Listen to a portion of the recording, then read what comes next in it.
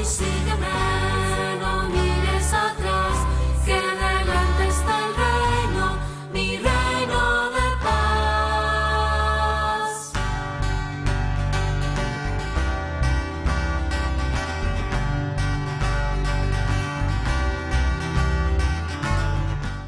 Bienvenidos a Ven y lo verás, para que tú también, desde esas experiencias, desde esas vocaciones, desde esos servicios, también te animes a escuchar a Dios, a seguirlo, a estar con Él y a ser enviado a la misión.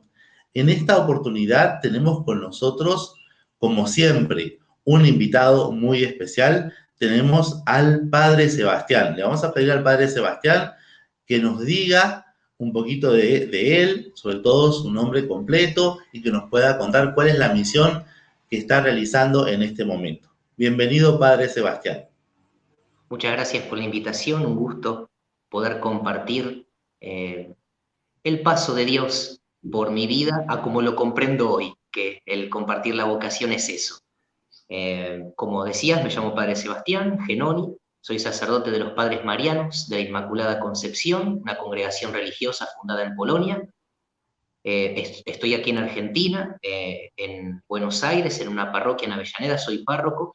También tenemos escuela, así que al mismo tiempo estoy un poco de representante legal y otro poco del encargado de la pastoral de la escuela, con todos sus desafíos en un año de pandemia. También en nuestra casa está una parte de la casa de formación de la congregación en Argentina, así que estoy un poco de formador junto con otro sacerdote que es vicario en la parroquia, el padre Tadeo, y más o menos nuestra actividad hoy es esta: la parroquia, la escuela, como es muy común aquí en Buenos Aires, porque las parroquias se fundaron acompañando inmigración, en nuestro caso inmigración lituana, y se veía la necesidad de fundar escuela, entonces seguimos con la obra de la parroquia y de la escuela, sumado a que tenemos el desafío lindo de acompañar en este momento a dos jóvenes que están en su formación inicial. Mi familia es de muy cerquita de aquí, estoy a 3 cuadras, a 3 calles de la casa de mi familia. Cosa hermosa y rara porque la formación la hice en otro lado, pero bueno, me ha tocado cerca.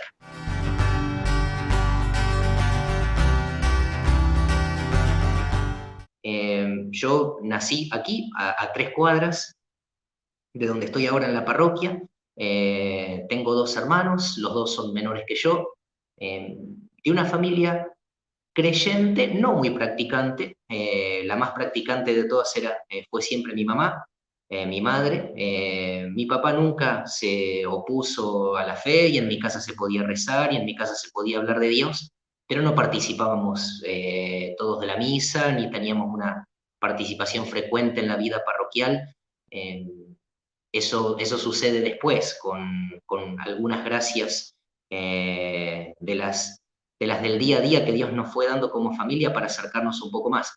Pero yo hice la escuela primaria en la escuela en la que hoy trabajo, porque era la escuela del barrio, y participé hasta los primeros 7 años de mi educación, hasta los 12, 13 años, la educación primaria, y de participar y de tener amistades, una infancia de la que no hay ninguna cosa sobresaliente en cuanto a sufrimiento, y en la que con uno de mis hermanos, porque al otro le llevo más años, pero con uno de mis hermanos, el del medio, al que le llevo 3 años, íbamos para todos lados juntos. Aquí en Argentina ahora se va perdiendo un poco por temas de inseguridad, pero jugar al fútbol en la calle era muy común.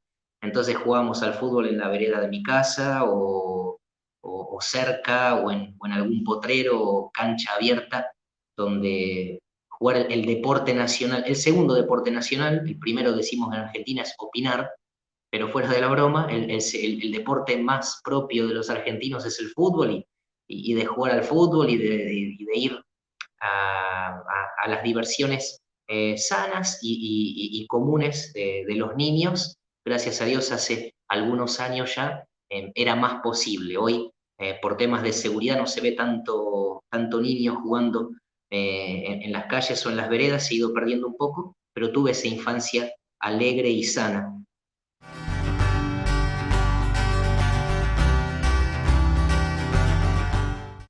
va a pasar que a los 12 o 13 años sucede un acontecimiento en mi vida que la corre un poquito em, ese crecimiento sin grandes preguntas, ¿no? Yo lo considero así cuando a mis 13 años fallece mi abuela, muere mi abuela, tengo el primer gran interrogante sobre Dios y no tuve cómo responderlo. Cuando llegó este gran desafío para mi vida y para mi fe, reconozco que no tenía los elementos como para poder darle una respuesta. Y eso va a desembocar en muchas otras cosas.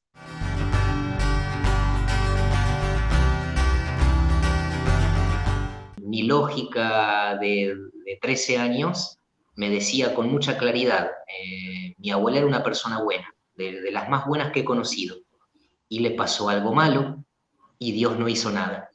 Entonces, si le pasa algo malo a alguien bueno y Dios que puede no hace nada, mi primer reacción fue dejar de hablarle.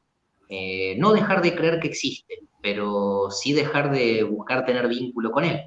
Eh, Insisto, fue una reacción que comprendo y de la que hoy no siento una gran vergüenza.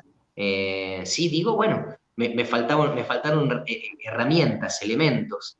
Digo que después lo procesé mal porque se fueron dando varios pasos, ya no tan lógicos, pero sí que se entienden claramente que son, después de dejar de hablarle, y con esta indiferencia, empecé a de en serio creer que no existía.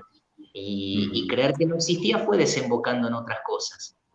No, no puedo decir que tuve una adolescencia en la que me dediqué a lastimar a la gente a propósito, pero sí me transformé en una persona muy cínica, ¿no? Si alguien me hablaba desde la esperanza o me hablaba desde quizá el convencimiento de que las cosas podrían salir mejor, mi respuesta era, si todo termina con la muerte, bueno o malo, da igual. No era un razonamiento que me llevara a elegir ser malo, porque en serio decía, pensaba que daba igual. O sea, ser bueno, ser malo, con esfuerzo, sin esfuerzo, pase lo que pase, todo termina en la nada. No me dediqué a ser mala persona, pero sí reconozco haber tenido una mirada muy cínica de la vida y quizá haber afectado mucho de manera negativa a otros, porque era bueno para discutir y era bueno para dialogar, y no perdí ocasión de hablar y convencer quizá al que viniera con una esperanza demasiado mística de que realmente no valía la pena tener esa esperanza.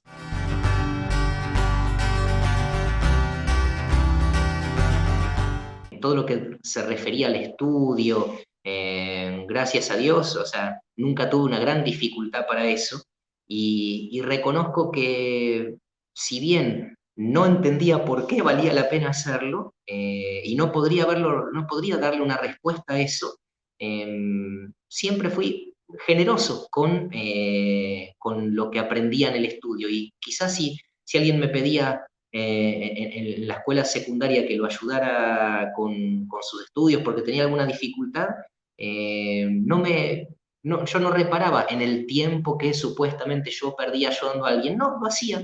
Ahora, si me preguntan, lo hacía, podía responder por qué era mejor ser bueno que malo, no, y esta no respuesta me estaba haciendo cada vez más daño. El no poder responder si vale la pena ser bueno, si vale la pena esforzarse, si es distinto la bondad que la maldad, la verdad que la mentira, no tener respuesta porque no había un Dios que la sustente, no había una esperanza que la sustente, todo terminaba con la muerte, fue apagando muchas cosas en mi corazón, hasta que, bueno, tuve un nuevo cimbronazo, que creo que ahí termina mi adolescencia.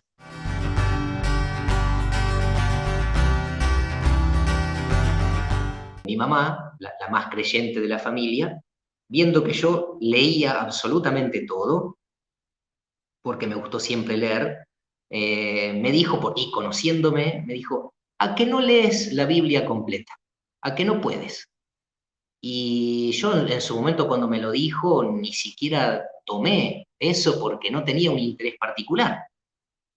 A medida que iba creciendo, la desazón interior, la falta de respuestas, recuerdo que un poco me mentí a mí mismo, aunque me creí la mentira, esas cosas raras que podemos hacer nada más los seres humanos, y dije, yo voy a mostrarle que puedo leer la Biblia. Mentira, estaba buscando una respuesta por algún lado, pero no lo iba a admitir, no podía admitirlo, estaba armado interiormente de otra manera. Y entonces empecé a leer, cómo se lee un libro. Después, los catequistas que me agarraron para prepararme para la confirmación tuvieron que desandar un montón de cosas que entendí mal, porque, claro, leer el Antiguo Testamento, que es de donde empieza la palabra, pasé por el Éxodo, por el Levítico, por el Deuteronomio, no entendía nada, pero seguía leyendo. Casi como súplica, creo que esa fue mi súplica velada y escondida a Dios, de que haga algo si estaba ahí.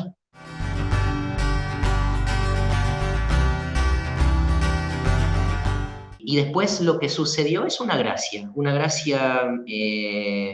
no llena de una revelación de un ángel ni de una aparición de la Virgen, pero sí de una convicción interior. Y recuerdo cuándo pasó, y recuerdo que fue una noche, y recuerdo que estaba leyendo la palabra de Dios, y sin que yo supiera que lo que estaba trabado en mi corazón se había empezado a trabar con la muerte de mi abuela. Insisto, yo ahora lo puedo contar así, pero no fue, pero yo no era consciente de esto.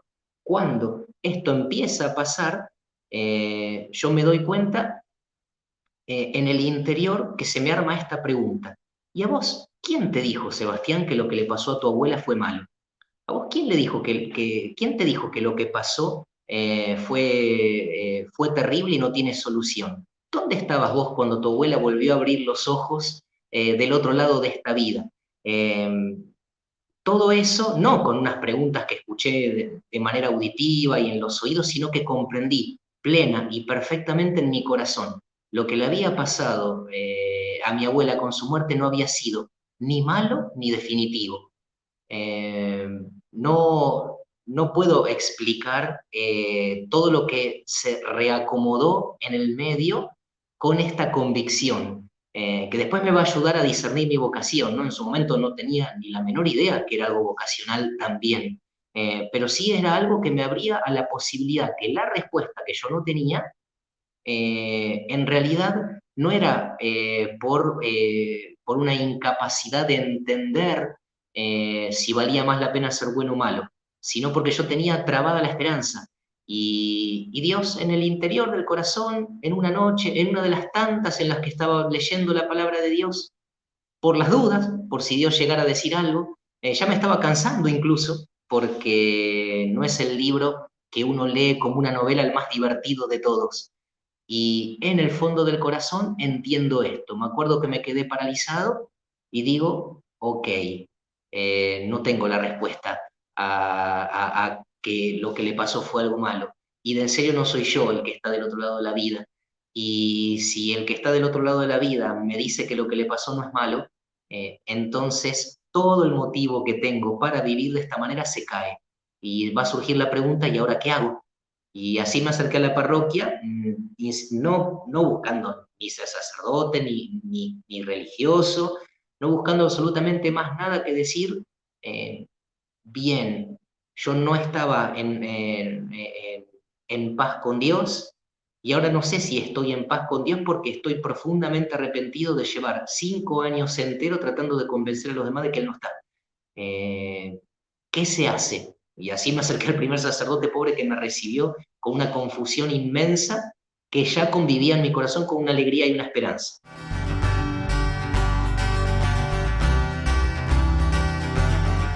Me acerco a la parroquia y entiendo, porque había participado en una escuela, había hecho la primaria en una escuela católica, entiendo levemente, por recuerdo quizá, que me tengo que confesar. Me acerco para confesar, quiero abrir la boca y no puedo, solamente lloro, no me sale decir nada. Tengo atorado 5 años. El sacerdote con mucha paciencia, un sacerdote mayor, eh, me ayudó a desatar algunas cosas, poder confesarme, y viene mi primer gran lucha. Me levanto de la confesión y por dentro pienso, pero ya está, fueron 5 años de, de ignorar primero y después reaccionar de una manera cínica para con su don que es la vida. Ya me perdonó y no pude hacer el paso en el mismo momento de la confesión. Me confesé, me acuerdo que participé de la misa, que me acerqué a comulgar, porque el tomen y coman para mí era muy fuerte, me estaba invitando igual, aunque yo fuera quien soy, pero no pude perdonarme tan rápido. Me acerco a la parroquia, colaboro en un grupo y en otro. Cuando se acerca un joven a una parroquia, los sacerdotes les pedimos de todo, y a mí también me pasó. Me pidieron que ayudara en un montón de lugares y yo me sumaba a todo porque había pasado de que nada tuviera sentido a que todo tuviera sentido.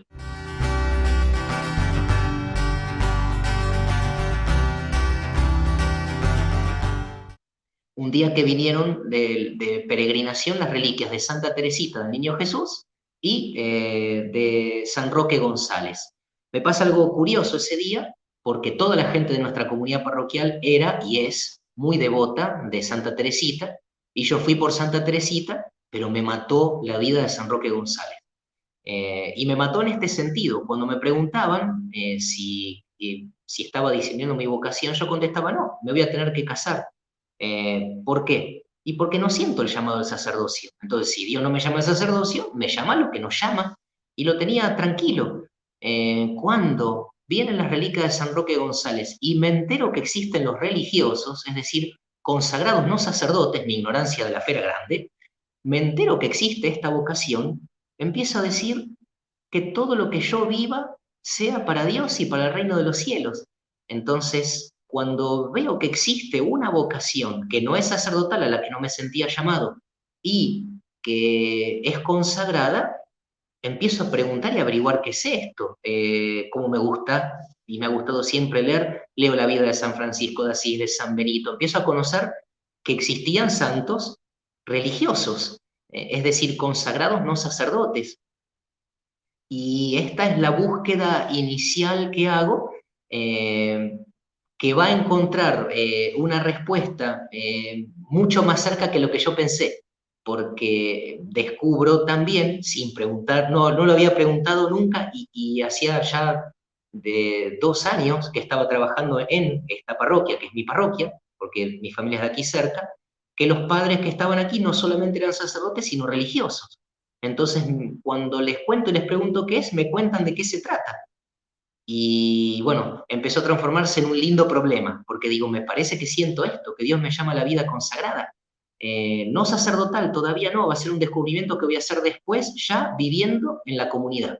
Desde antes de formarte aún, en mi mente te tenía ya tenía asignado para ti un llamado. Y ahora a ti te toca actuar, da el paso que tienes que dar. Deja todo, toma tu cruz y sígueme. La congregación de los Padres Marianos de la Inmaculada Concepción, a la que pertenezco y con la que me encuentro con sus sacerdotes para hacer este proceso de discernimiento, es una congregación fundada en Polonia en el año 1670 por un santo polaco que, junto con una invitación fuerte de Dios a honrar el misterio de la Inmaculada Concepción, a sacar fruto, no solo teológico, no solo a nivel escrito, sino a nivel espiritual. O sea, ¿qué significa que María es inmaculada desde su concepción? Que Dios le dio a María todo lo que María iba a necesitar para poder cumplir su misión, que Dios no nos pide nunca un imposible. Entonces encuentra este sacerdote, este santo polaco, esa fortaleza en este misterio, y a la vez le suceden fenómenos místicos extraordinarios, que son la aparición de las almas del purgatorio, de los difuntos que se le presentan para pedir la oración, los que están en el último estadio de purificación antes de llegar al cielo, y le piden ayuda. Entonces yo me acerco a la comunidad de los Padres Marianos, servía en la parroquia, pero no tenía una búsqueda vocacional. Me sucede esto con San Roque González y que existen los religiosos.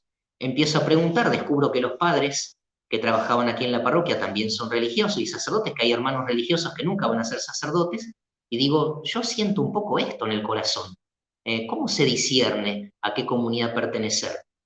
Claro, cuando descubro que los padres marianos de la Inmaculada Concepción rezan por constituciones, por mandato de la Iglesia, por carisma original, especialmente por los que ya han muerto para que lleguen al cielo, digo, uy, eso tiene que ver con mi vida. Eso fue lo que destrabó mi camino, mi vínculo con Dios, mi esperanza. Estaba profundamente trabado en cuanto a la esperanza que hay vida eterna y poder rezar por los que ya murieron, que están esperando para poder llegar al cielo, es parte de lo que tengo en el corazón. Me acuerdo que en un momento, hablando con uno de los sacerdotes de nuestra congregación, le digo, mi discernimiento llega hasta acá. Yo creo, yo quiero darle mi vida a Dios porque descubrí que Él es el sentido de todo, pero no tengo un apostolado tan marcado que diga, quiero pasar mi vida trabajando en escuelas, o ir de misionero, o estar toda mi vida en parroquia, o toda mi vida sino que estoy dispuesto para lo que me pidan, para lo que esté formado, para lo que pueda dar más fruto, pero sin olvidarme jamás de rezar por los que murieron. Y este padre me dice, bueno, esa es precisamente la intención original de nuestro fundador, así que, ¿por qué no lo intentamos?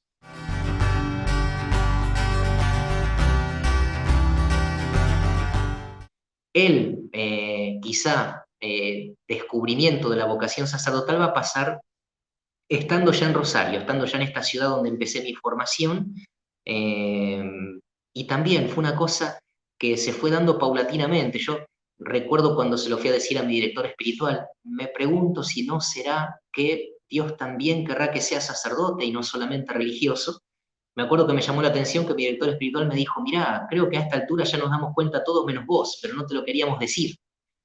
Y yo escuché esto y digo, ¿y cómo es que se dan cuenta todos? Y me dice, mira cuáles son tus devociones, tu devoción por la sangre de Jesús, tu devoción por la pasión de Cristo, son cosas que te llevan al altar. Yo no lo sabía, yo simplemente trataba de ser fiel a lo que tenía en el corazón. Y después, bueno, de comentarlo con mi director espiritual, lo voy a hablar con mi formador, que en este momento creo que estaba en el noviciado, era además de formador mi maestro de novicio, y le digo, no para discernirlo rápido, pero me parece que se está armando esto. Y también me lo confirmó de la misma manera, mirá, Sebastián, nosotros lo veíamos, pero no te lo íbamos a decir porque tenía que ser una cosa que brotara de tu diálogo con Jesús. Creo que me hizo mucho bien, fueron muy sabios, tanto mi director espiritual como mi formador, de dejar que yo pudiera hacer ese recorrido, de no sentir nunca ninguna presión. Yo entré en la comunidad con la idea de ser religioso, no sacerdote, de que mi vida fuera para Jesús, de que mi tiempo fuera para Jesús, en donde sea que me mandaran y rezando por las almas de los difuntos. Y en el medio del camino y del recorrido, creo que también a medida que el Señor en su misericordia para conmigo me iba sacando el miedo, porque no lo sabía, pero tenía un gran miedo al sacerdocio, porque yo todavía, insisto, ¿no? Esos años de lejos de Dios eh, tenían mucho peso en mi corazón. ¿Cómo me va a llamar el sacerdocio a mí? Ya bastante que me llamara a la vida consagrada, a la vida religiosa. Y bueno, se fue destrabando y fue un discernimiento que me llevó a que el día de mi ordenación pudiera ser un día gozoso, sin miedo, puro agradecimiento y tratando de ponerme en las manos de Jesús y ser disponible, cosa que no termina nunca. La disponibilidad tiene que renovarse cada día. Ven y sígueme, no mires atrás, que delante está el reino, mi reino de paz. Ven y sígueme, no mires atrás, que delante está el reino, mi reino de paz. Ven y sígueme. El Papa Benedicto en su encíclica sobre la esperanza dice que la oración por los difuntos es una verdadera escuela de esperanza. Y lo que nos pasa cuando perdemos un ser querido es que recibimos un golpe muy duro a nuestra esperanza. Toda la evidencia, todos nuestros sentidos nos dicen que el que estaba no está, que el que amo lo perdí, que aquel en quien yo me apoyaba o quien para mí significaba cerró los ojos y no los vuelve a abrir, y que el mundo y la vida parece pretender que todo siga como está, y sin embargo no puede seguir como antes, porque a mí me cambió mucho, me cambió todo. Primero, lo que les diría es asumir esto, que realmente duele y que tenemos permiso para que nos duela. A veces como cristianos creemos que la fe o la esperanza nos eliminan el dolor. Y no, porque si hay amor, la pérdida se va a llorar. Jesús llora la muerte de Lázaro y minutos después le dice, levántate. Entonces, en primer lugar, asumir que me duele y no combatir contra el que me duele, validar que me duele, porque si me duele es porque amé y no tengo que avergonzarme de haber amado. Eso en primer lugar. En segundo lugar, esto de Benedicto, ¿no? El rezar por su eterno descanso termina abriéndome un misterio y lo veo una y otra vez en mi ministerio. En aquellos que rezan por su difunto, por aquel familiar que perdieron y que les duele, no solo transitan más fácil el duelo, sino que aprenden a rezar por todos los difuntos, se transforman en intercesores por todos, porque aprenden y saben que quizá ellos rezan porque tienen fe, pero en aquel que no tiene fe nadie rezará.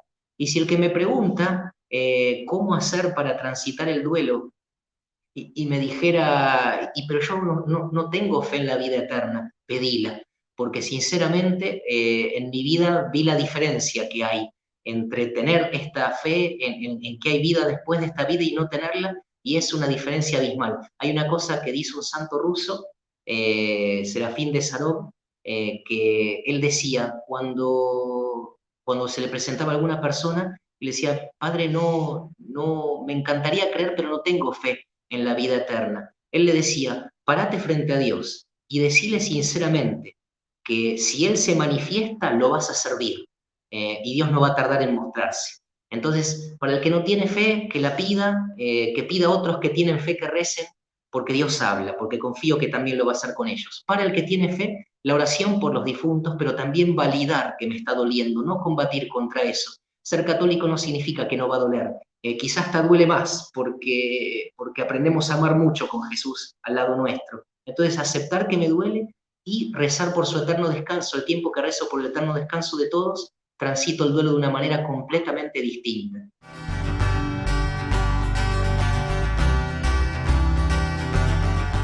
Parece que todos los sacerdotes decimos lo mismo, pero por algo será. Si me pudo llamar a mí, no había nada extraordinario, nada perfecto, nada ordenado, no había ni siquiera una búsqueda infinita de él. Vino, se presentó y me sacó de donde yo estaba porque tenía un plan, porque tenía una misión. Entonces, la vergüenza de lo que he sido, de lo que he vivido, de lo que me sale, de lo que no puede ser nunca una excusa. Corrernos de esa vergüenza porque Dios es Dios y porque Él bendice y santifica a los que llaman. Y después, como consejo, sí, acercarse a discernirlo, acercarse a decirlo, porque si uno discierne la vocación y después descubre que no tenía un llamado al sacerdocio, a la vida consagrada de alguna manera particular, ese discernimiento es una bendición igual. Ese camino es un discernimiento que sirve para toda la vida, es conocerse más. El acompañamiento espiritual con un sacerdote, con un consagrado, con alguien que me pueda ayudar a discernir la propia vocación es ganancia siempre. En este año de San José, la bendición por medio de su intercesión. San José recibe en la iglesia el culto de Protodulía, el primero de los santos. ¿Y qué significa esto? ¿Que tiene un asiento más alto en el cielo? No, significa que ha amado tanto que eco de su amor inmenso, casto, vigilante, atento, generoso, entregado en la tierra, Dios, que es justo, le permite alcanzarnos muchísimas bendiciones desde el cielo. Por eso el Señor esté con ustedes y que por la intercesión del glorioso patriarca San José los bendiga a ustedes, a la obra de Paz Televisión, pero también a todos los que escuchen y de manera particular a los jóvenes que disciernen su vocación. Dios Todopoderoso que es Padre, Hijo y Espíritu Santo. Amén. hemos escuchado un bellísimo testimonio de amor de Dios en el corazón de una persona como el Padre Sebastián, y me gustaría que nos quedemos con esta invitación y este llamado que nos está haciendo Dios para conectarnos con Él a través de nuestros difuntos, ¿sí?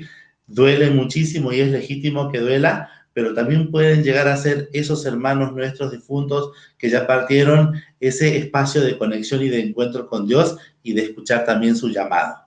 Muchas gracias por estar aquí en Ven y Verás, y como siempre les deseamos muchísimas bendiciones. Gracias. Ven y sígueme.